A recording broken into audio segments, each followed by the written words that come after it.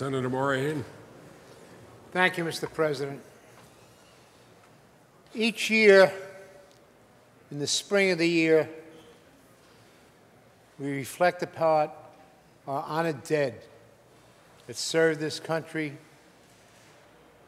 and paid the supreme price for their service to their country and protecting their fellow Americans.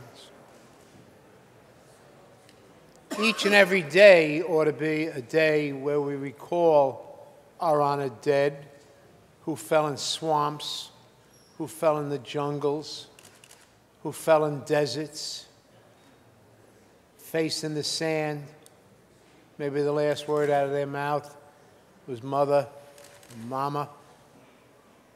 But today, and this week, we honor those who returned home, the veteran, who left their homes. Many volunteered, hung up their aprons from the hardware store, answered the call of their nation, put themselves in great peril, fought, survived, and came home in various shapes and forms.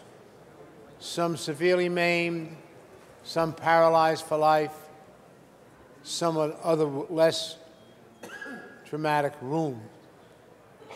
We're learning today how many came back from World War II and from Vietnam, and some from Korea, with post-traumatic stress disorder. We recognize that in this Senate when we passed the bill this spring to add that disease to Timothy's Law. It goes beyond our veterans, it's for our general public.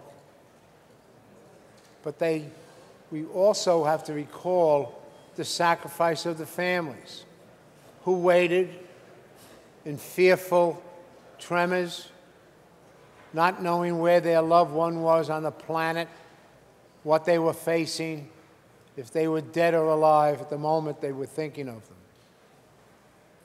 I think it's a mark of a nation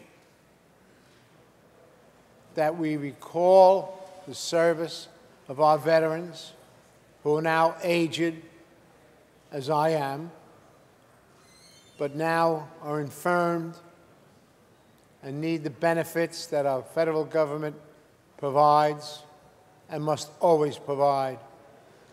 And I echo Senator McDonald's comments regarding the contributions of this Senate, Assembly, Governor, and State of New York in what we have done for the National Guard and for those who may not be in the federal military, but we have provided benefits for them regarding education and health benefits as well.